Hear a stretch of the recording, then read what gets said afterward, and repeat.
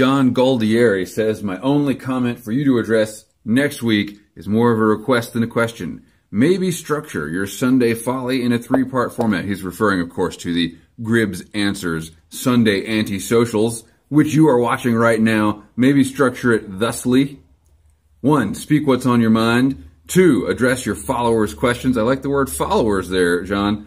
And 3, end the session with a spiritual ponderance. I appreciate that your father was a minister, and I enjoy you passing on spiritual nuggets as you think of them. Well, John, you're in luck, because I consulted my tarot cards this morning, and they told me in no uncertain terms that it's time to go public with this part of my life that I've been hiding so far. Here it is. I know some of you will be shocked to learn that I, Gribbs, am a level 50 shaman.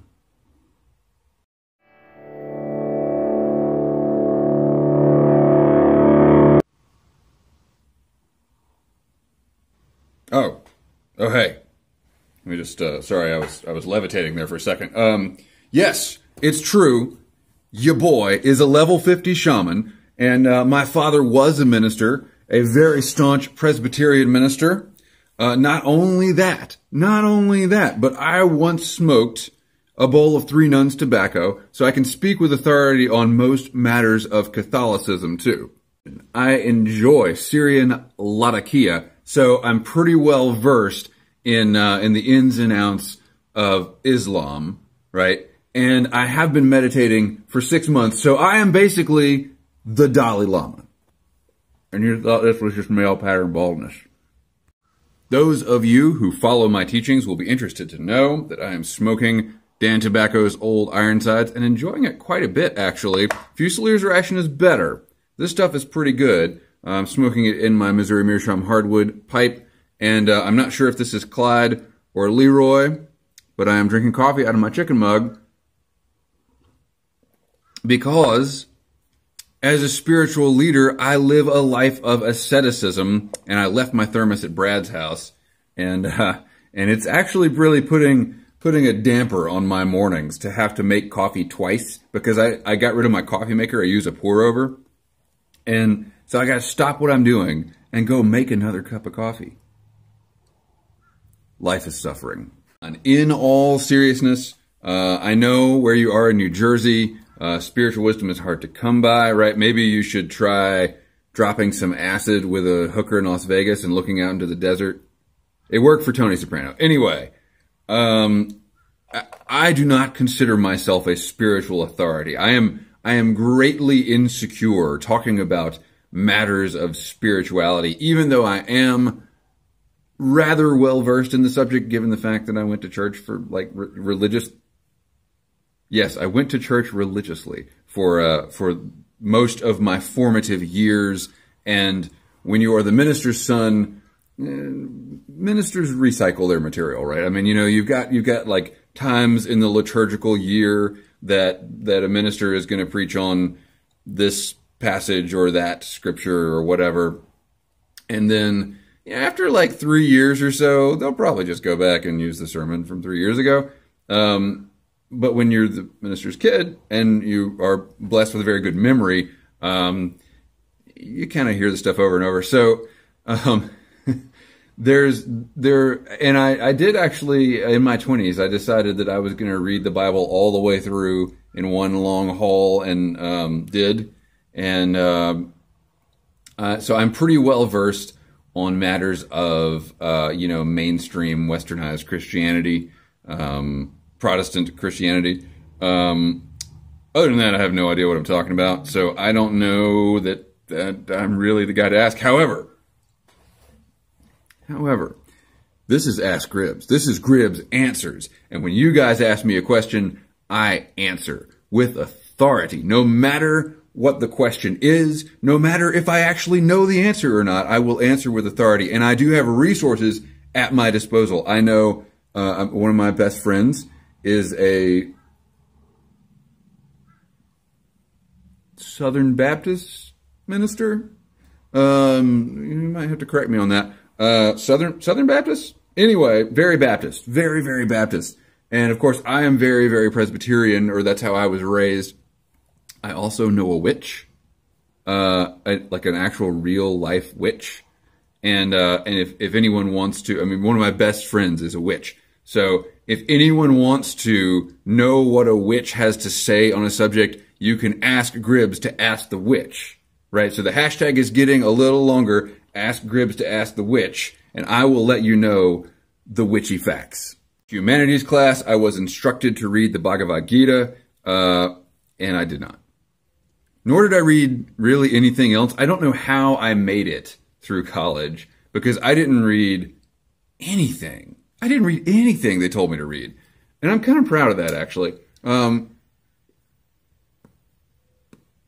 you know what, though? Lately, I have been tempted to go back and read the Bhagavad Gita. I tried to read the Quran a few years ago. I should probably read it. You know, and I did just order, I literally last night ordered the Nag Hammadi scriptures, which are like Gnostic texts that were lost in the process of canonization, is my understanding of it. I'm sure there's some controversy. So I'm interested to read those. But the thing about the Bhagavad Gita is I was just reading an article about Oppenheimer, the father of the atom bomb. And of course, when he witnessed the first atom bomb explosion, he quoted the Bhagavad Gita, which was quoting Vishnu, the Hindu god. But there's a lot of Hindu gods, so I'm not quite sure what role Vishnu plays, because I tried to look this up for this video, and like Vishnu is supposed to play the same role as like Shiva. Like there's all this, I don't understand. Anyway, Oppenheimer quoted the Bhagavad Gita, quoting Vishnu, and said, "I am become death, destroyer of worlds." And I thought that's pretty cool. That's probably a good reason to read the Bhagavad Gita. And my wife and I this week went to the witch store and bought a vulva candle, because one of our friends who is a lesbian is turning 35, I think, and seemed appropriate. I mean, we're not going to get her a penis candle.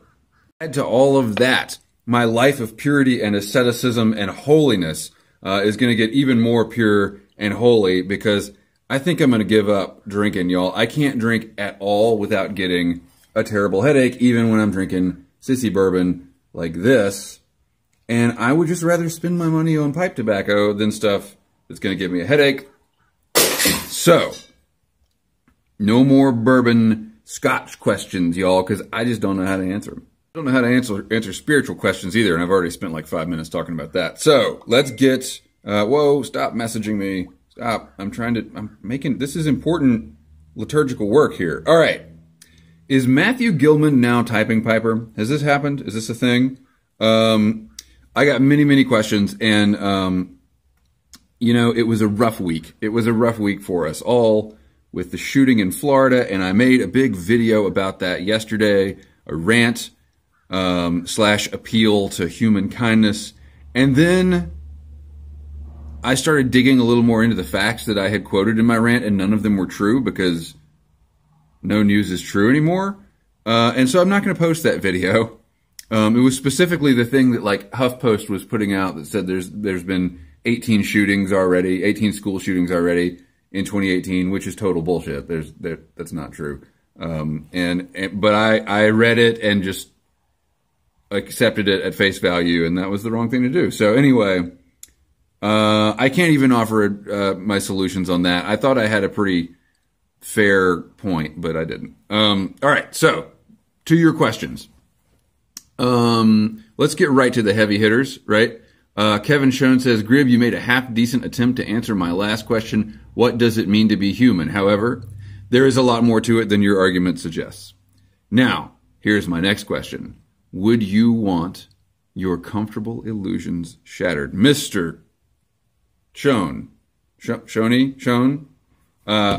being a level 50 shaman, I have no illusions left except the great illusion. You know what I'm saying? So shatter it all you want to. Let's hear it. What does it mean to be human? Or if that's not quite what you're referring to, let me know. Let me know. Let's talk about it. I have experienced depths of human despair in my life that I'm pretty sure being a person with existential obsessive compulsive disorder, I've probably thought of whatever you're going to say before. You know, I love it. I love it. My therapist is like, you know, maybe since you have existential OCD, maybe you shouldn't engage overly in existential discussions. And what do we talk about on YouTube? Level 50 shamanism. Typing Piper, formerly known as the artist formerly known as Matthew Gilman. So are you thinking of homeschooling or cannon fodder school? Very good question. This is in response to my video yesterday. I've taken my kid out to the bothy. Thursday, the day after the shooting, we toured our first preschool. It is a private school. We cannot afford private school, but we're hoping they just won't realize that until the year is over. No, we have someone willing to help. My mom is willing to help, and if we so choose, and that is very fortunate. That's very fortunate because I really don't want to send my kid to cannon fodder school. I really don't. And I don't know if Matthew or excuse me, Typing Piper was specifically referencing the shooting or just the meat grinder that is the public education system. But either way, I had a terrible experience in public schools. Public schools, if you're a public school teacher or a student or someone who's proud of public school, well, I'm sorry. I can't even temper this because I literally don't have an ounce of empathy for public schools. I think that there are good people that are trying to do good work in public schools. That is true. I taught in public schools and I've seen all sides of it except the sides from like behind the administration offices, and it's a terrible, corrupt system. Don't want to send my kid there. However, ideologues don't win the war, right? So I could homeschool at the loss of my income, right? I've got a job. This is like really something I've thought about. So that's why I'm going on a little bit. I could decide not to do my job anymore. We could try to get by on one income, but that ain't gonna happen, y'all. We're not in a situation where we can survive on one income. So I could try to stick to my guns about it, put my family in a terrible position, or I could recognize that at some point my kid is going to have to realize that the world is a vile, terrible place. And it might as well be, when he's 5, right? That's when I realized it. Anyway. All right. Moving on. A lighter question from David, 35445. What is your favorite brand of crayon when coloring with kiddo? Well, Crayola is the only brand we use. It's kind of the Dunhill of crayons. And I think my favorite color would be like Kardashian-ass beige. I think that, fuchsia's pretty good too. We got a great amount of rifle questions, and by that I mean 2. After last week, Typing Piper again says, which is worse, having a skull on your gun or notches cut into the stock? For example, military surplus rifles. I'm going to come back to that. Mr. Tant says, could you describe the situation, personal, political, domestic, or global, that would bring you the most peace and contentment?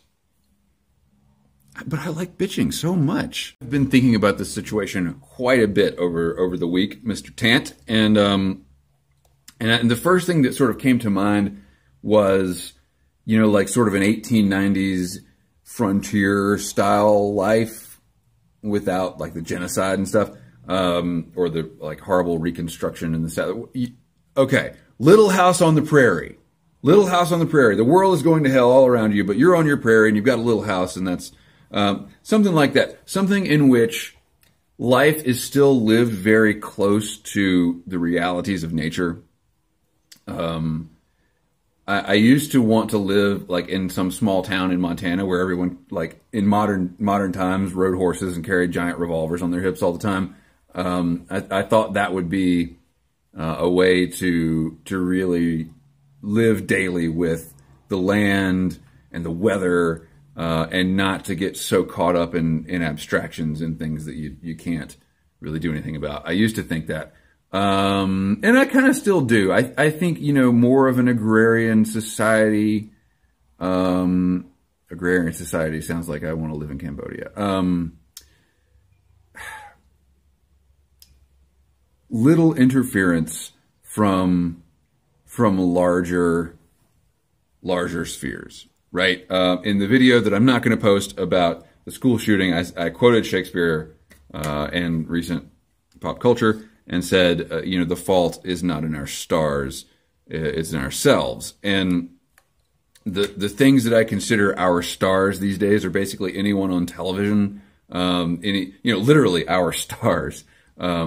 The political industrial complex, the entertainment industrial complex, professional sports, those kinds of things. I would want to live in a place that's not so concerned with that, but not a place that is, I don't know. Does that answer your question? Does that, and so then you get into the personal thing. I'm pretty content personally. I love my family. I love my job. There are things about myself that I don't love. I'd really like to be meeting some of my New Year's resolutions. I'd like to be progressing down that road a little bit. I don't love my jacked up ankle right now. I probably play too much Minecraft, things like that. But I just quit drinking. So, progress is being made. It's Random World. I got a subscriber through you, so I haven't actually gone to look to see if you gave me a shout out, but I appreciate it, Eric. It's Random World. He asks, what are your thoughts on corruption and or treason at the highest levels of the FBI? I don't see treason yet. Corruption, sure. And the thing is, that's nothing new. That's absolutely nothing new. We can go back and look at Deep Throat in Watergate and say, well, in a real sense, that was corruption. What's the line between whistleblowing and corruption? I don't know. I think obviously that I think it's pretty clear that there was a faction in the upper tiers of the FBI that definitely wanted to use extra legal means. I don't know about extra legal, but like inappropriate means to take down the president. I think that's true. I'm not arguing that. Is that corruption? Yeah. Hell yeah, it is. Do desperate times call for desperate measures? Maybe. I'm certainly not excusing it, and I'm definitely not condoning it. I think there's enough there. Look at the indictments this week. There's a lot of people in Washington right now who are sitting on the edge of their seat, waiting for the next round of indictments. And I know that there are those on the right, and there are a bunch of Trumpkins that say, "Hey, this says that these Russians did not engage with anyone, no Americans knowingly engaged with these Russian agents provocateurs, provocative agents that the Americans didn't engage with them knowingly." But that doesn't mean that there aren't more Russians that have not yet been indicted with whom people did engage knowingly. We've still got the Paul Manafort stuff. What I'm trying to say is the administration is corrupt as hell. So is the FBI. You might even say that corruption is a natural state of government. No matter what, there is now evidence, or at least enough evidence to convince a grand jury to indict these Russians. There is this evidence that Russia was engaged in tampering with our election to the benefit, mostly to the benefit of our current president. And that's a very concerning situation.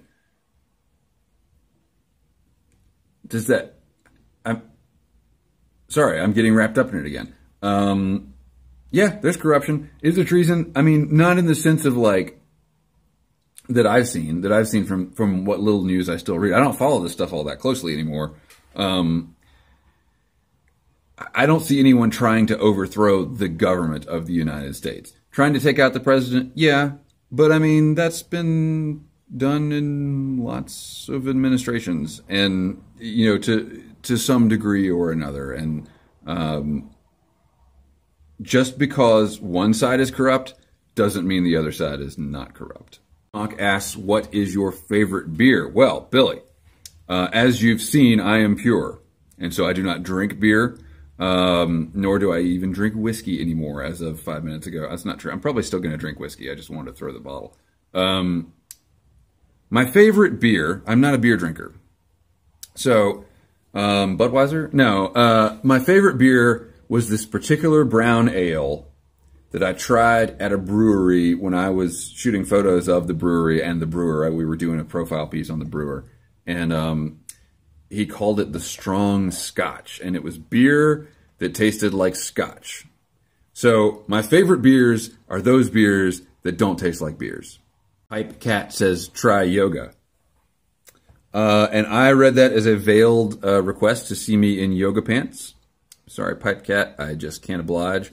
However, being the level 50 shaman that I am going to be engaging in some yoga because I can't walk anymore. I can't walk without pain anymore. And the only thing that helps is stretching. And so I am on the lookout for good ways to, because let's face it, no one wants to stretch. I hate stretching. Even when I was biking every day a couple of years ago and like really needed to stretch, I never stretched. And that's probably why I can't walk without pain today. So, and also that, you know, my legs are tired from holding my fat ass up. Anyway, I want to incorporate stretching into my life in a more enjoyable way that also might have some other benefits other than just like not injuring me. Like to me, stretching is it's just like preventative. It doesn't actually do anything for you. So if yoga can do something for me, which everyone seems to claim that it can, then I'm very interested in trying it. We're not going to talk about it though. I'm embarrassed. I'm like, my wife was like, oh, you should join a yoga class. I'm like, fuck no. Hell no, I'm not going to join do I look like the kind of guy you would want next to you if you were a hot young yogi? Like, and I'm in there like smoking my pipe and drinking drinking my bottled water and trying to do downward dog and groaning the whole time because my ankle hurts. No, that's not a good social situation for me. So I am going to be engaging in home yoga. And you know, I just realized now that I could have not said anything about this and just not called it yoga and just call it stretching. And I would never have had to admit any of this. But a level 50 shaman is not ashamed of his spiritual practices. And yoga also, you know, I do dabble in the meditation stuff. In the, I mean, you know, I know some people, there was the whole thing this week about the Christian blogger that said Christians shouldn't engage in yoga because it's basically Hindu worship or whatever. And then actually I saw that Vox had a really good piece that was like, yeah, maybe the West has done a really bad job at cultural appropriation with this yoga thing. Like we've taken a religious practice and made it into the trendy fitness routine. It's interesting stuff.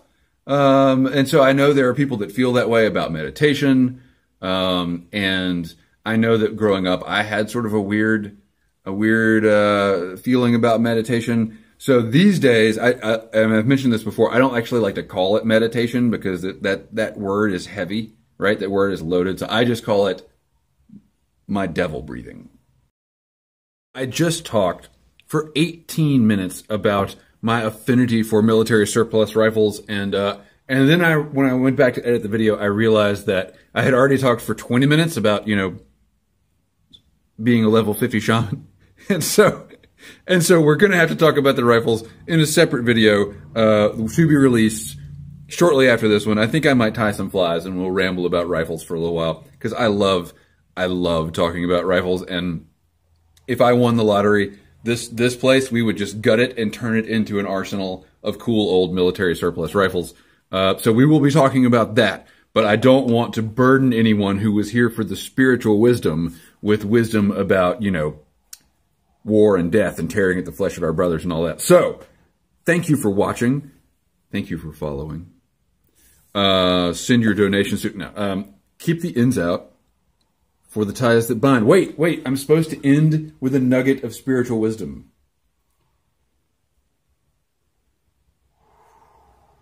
Okay, this is going to get deep here, y'all. It's going to get deep. All right. I'm not sure in what sense it's going to get deep, like profound or like bullshit, but whatever. I was talking with a friend this week and she was saying, you know, sort of the new agey philosophy that, she was espousing that the emotional spectrum, which we think has all this complex stuff in it, you know, anger, hate, contentment, happiness, all that, the emotional spectrum is actually just love and fear, right? Fear is the opposite of love. Love is letting go of fear, whatever. There was a new agey book written about this idea. And I read some of it and just couldn't hack it. I did not pack the gear to serve in that beloved corps. Anyway, I like the idea, but I countered with this. Instead of it being a spectrum of love to fear, I don't think fear exists. I think fear is like cold. There's no such thing as cold. There's just the absence of heat. And I think that fear is just the absence of love. Love is all that exists. It's the only thing. And all of our emotions are just watered down versions of love. Bet you didn't expect to hear that today. Thanks for watching. Keep the ends out for the ties that bind.